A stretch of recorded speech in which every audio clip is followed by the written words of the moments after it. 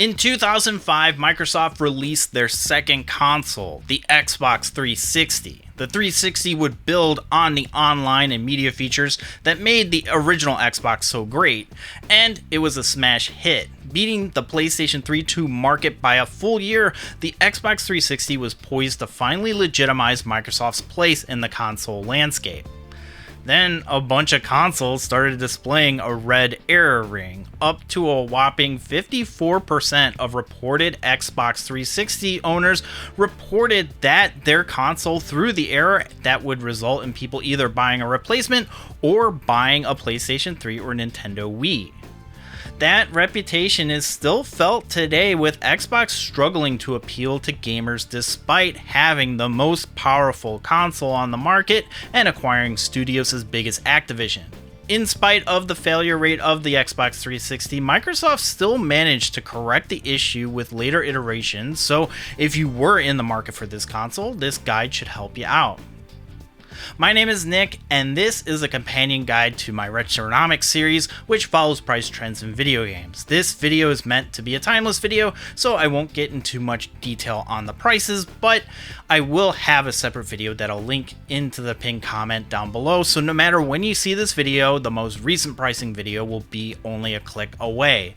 Think of this video as a jumping off point. I'll leave links in the description for you if you want to explore further. Let's start out with a quick look at the Xbox 360 itself. The console plays DVD discs, which mean that yes, you can play DVD movies along with games.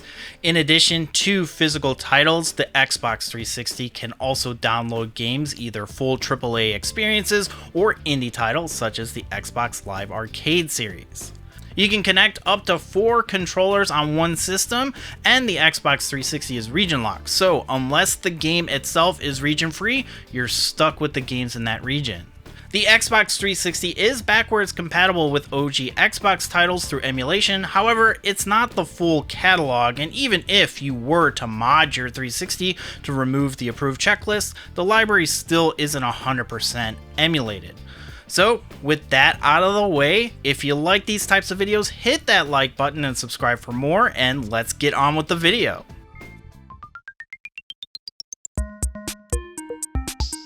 In addition to the Xbox 360 console, you will need a controller, either wired or wireless, an HDMI cable or component composite adapter, and the power brick. And if you do plan on taking the console online, you will need to make sure that you have a direct Ethernet connection, or in some of the older consoles, a wireless adapter. Most of this stuff doesn't have to be official, but I do strongly recommend getting an official first-party Xbox 360 power brick. I know that there are third-party accessories available, but they aren't universal, and you will need to know which one your Xbox 360 will accept, so it's just easier if you buy a bundle with the power supply.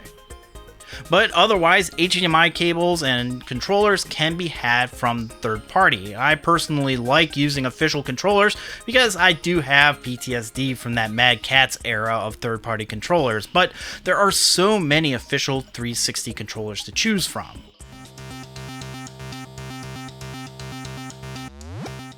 The Xbox 360 has a ton of first-party controllers to choose from. You can choose wired or wireless, but then you have a slew of different colorways. Some that match the original console, then a whole bunch that were either designed for a specific game or just a different color in general. The Star Wars themed Xbox 360, for example, has a metallic gold controller, but otherwise the controller is more or less the same, except later models had a D-pad that could be twisted into the classic Nintendo shape, as their patent finally expired for the design. If you were thinking of getting an Xbox Series line of controllers for your Xbox 360, I'm sorry to say that they aren't compatible with the 360 despite looking pretty similar, which is a shame, but given the amount of 360 controllers out there, you shouldn't have to look too hard to find a working one. The Xbox 360 builds on the original Xbox design by having onboard storage, except the first model didn't have any onboard storage and instead relied on memory cards with 512 megabytes of storage. Or you could opt for the Pro model, which a lot of people did, and that included a removable hard drive which had 20 to 60 gigs of storage. The arcade model would come out later and have a 512 megabyte built-in storage, but honestly, get one with a hard drive. While most games just use the drive for game saves, there are some that have the option to install to make the load times faster. Finding an Xbox 360 with a hard drive, regardless of the size, should be your priority. But make sure that you know which model you have. I'll get into variants in just a moment, but the Xbox 360S was the redesigned 360, and while the base 4GB model doesn't have a removable hard drive, you can add one, and others you can remove and replace them at your leisure. You can also purchase removable USB hard drives up to 2 terabytes. My Xbox is an arcade version that didn't originally come with a hard drive, and I just took off the hard drive from an older Xbox 360 that red ringed on me.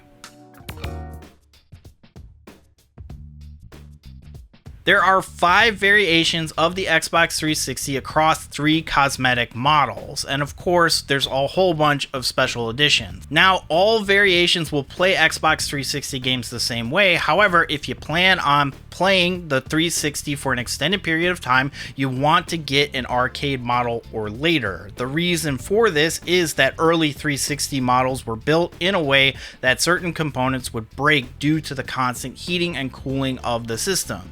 Microsoft would spend over $1 billion replacing these broken systems, and while there are still original systems out there that haven't red ringed and red ring systems can be repaired, it's just best to find a model that has been updated to be either resistant or remove that issue completely. The arcade and the base model look the same with the white shell and the disc tray, so really the only way to tell by the picture is to look at the serial number, or if that's not visible, the power port. Another way to identify a newer one is the lack of an HDMI port.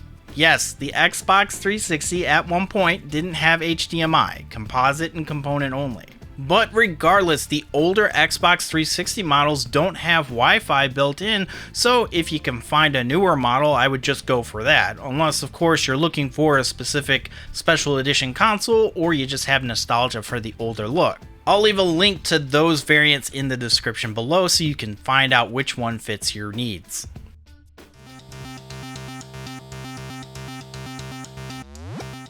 There are over 1,200 physical titles for the Xbox 360, at least according to @Xbox_Superfan, who has just put together a complete 360 set and didn't come across any games that weren't on the list that they sourced. While there is some debate on how many exactly are out there, I think it's safe to say that it's at least 1,239.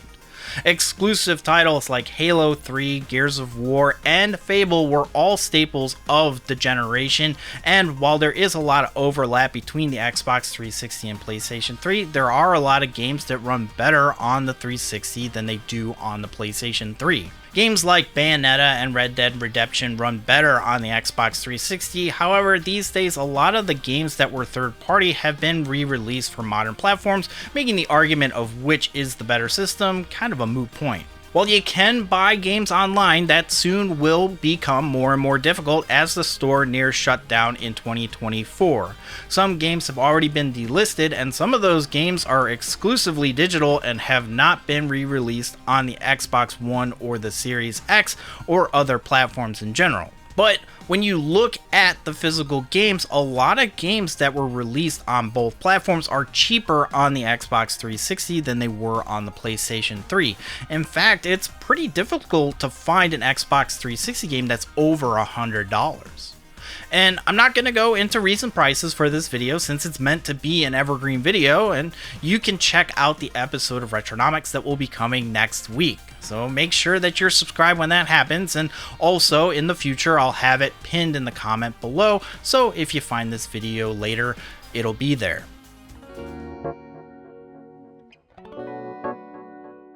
There are a decent amount of official accessories for your Xbox 360, and while there are a lot of third-party options, I'll focus on the official stuff. If you aren't a fan of AA batteries for your wireless controller, you can use the rechargeable battery kit. There's also a headset if you're interested in playing online, along with a keyboard attachment for the controller, which comes in handy for typing out messages and CD keys. But if you do have an older model Xbox 360 and want to connect to your network wirelessly, the Wi-Fi network adapter is a must-have.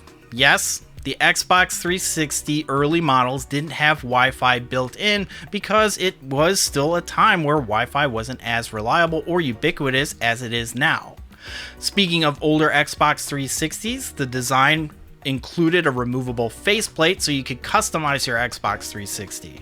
The idea was short-lived, but some of them are pretty rare and go for quite a bit of money, leading to a niche sub of collecting for the Xbox 360.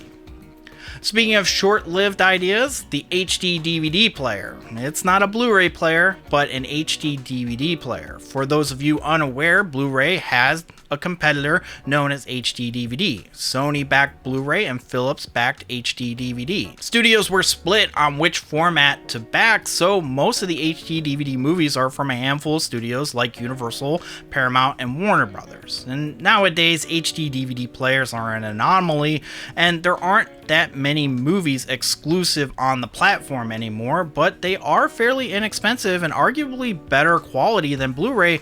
But with 4K UHD discs coming out, it's becoming more and more a niche collectible like beta tapes or laserdiscs. And to round out the accessory portion of this video, I need to talk about the Kinect. The Nintendo Wii surprised everyone by becoming a colossal bestseller with those non-gamer motion controls. So naturally, Xbox and Sony joined in. And Microsoft swung for the fences by getting rid of the controller altogether and making you the controller.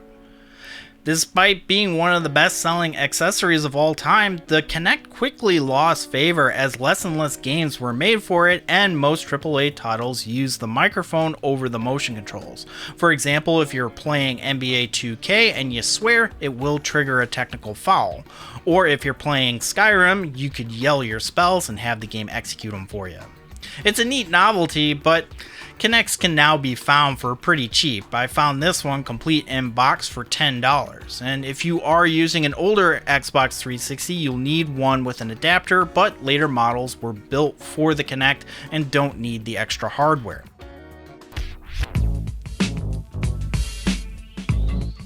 Modding your Xbox 360 is pretty complicated as of the recording of this video if you're a beginner.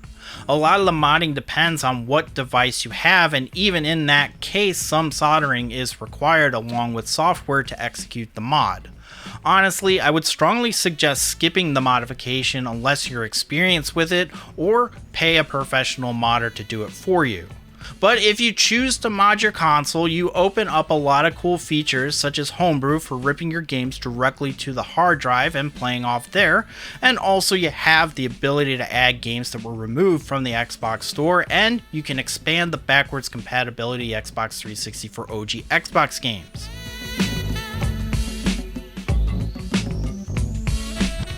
Of course, if you don't want to buy a new console just to play older games, there is emulation. The Xenia emulator has come a long way, but only 18% of the Xbox 360 library, 302 titles, can reasonably be played from start to finish. And it's also only available on PC, so unlike the other systems that I mentioned, it might be a while before Xbox 360 emulation comes to one of those handhelds from AliExpress.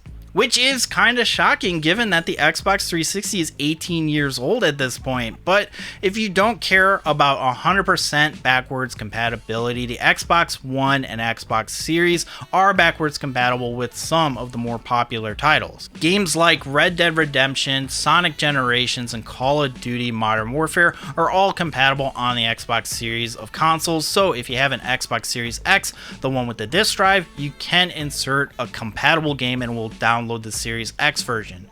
In some cases, the games are actually higher res versions that look great on the Series X and a quality television.